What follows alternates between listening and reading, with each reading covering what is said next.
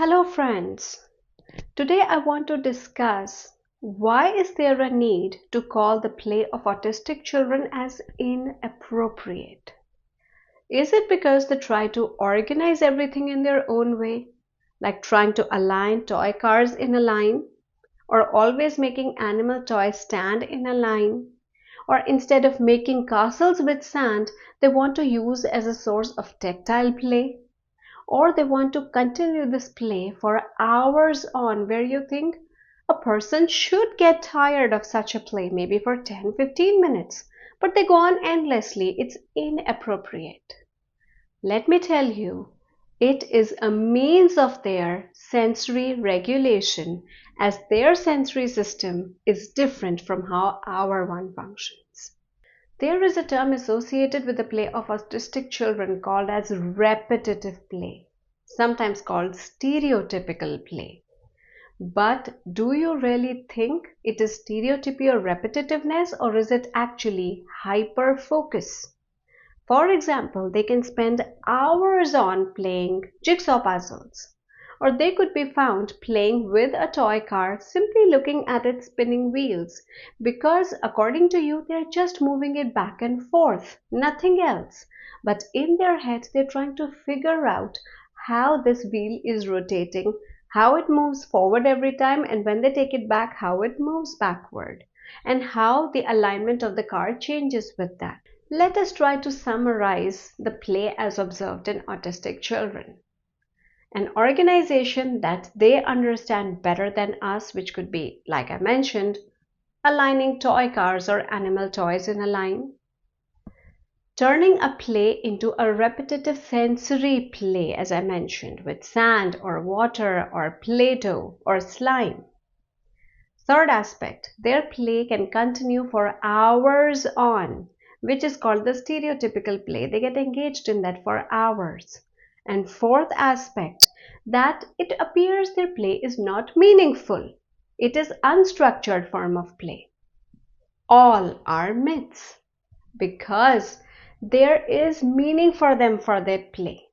Either they're trying to process the information, like if they're putting their hands in sand, they're trying to figure out how the sand flows over their hand. How does the texture feel on their skin? If they're playing with water continuously, they're trying to understand the properties of water with that, which another child of their age might not be interested in, because they keep moving between activities, or they do not engage enough in that play. It either helps them in sensory regulation or emotional regulation. And finally, it does have structure for them, and free play has an important role to play in a child's development.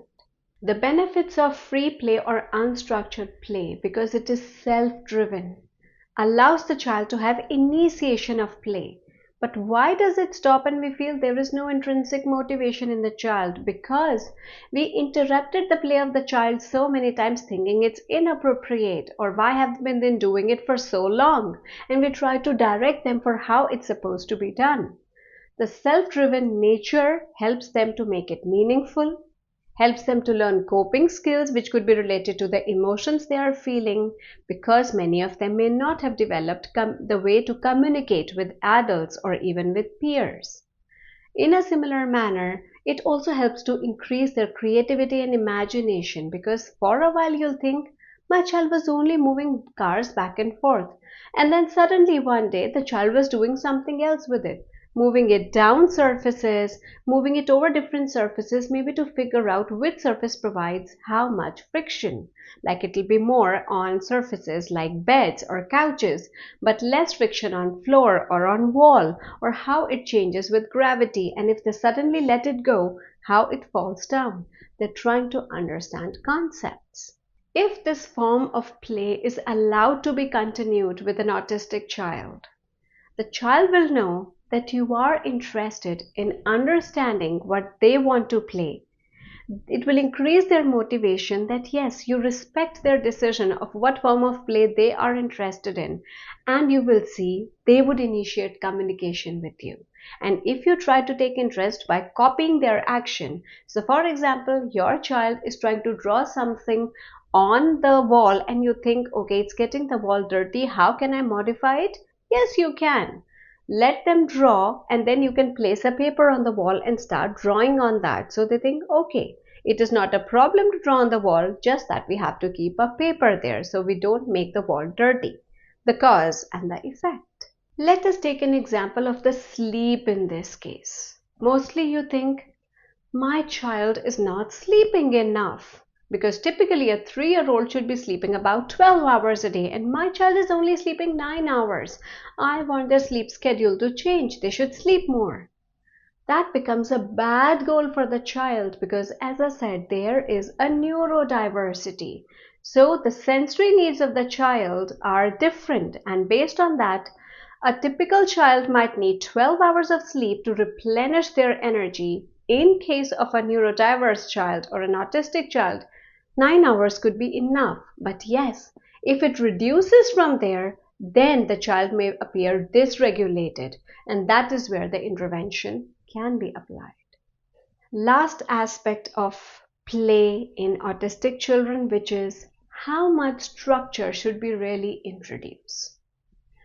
Too much structured routine, too much structure in the form of activity, for example, if you're always directing the play of the child, it will reduce their self-initiation, their intrinsic motivation, their engagement in activities, their will to want to participate and take interest in activities that you are introducing to them.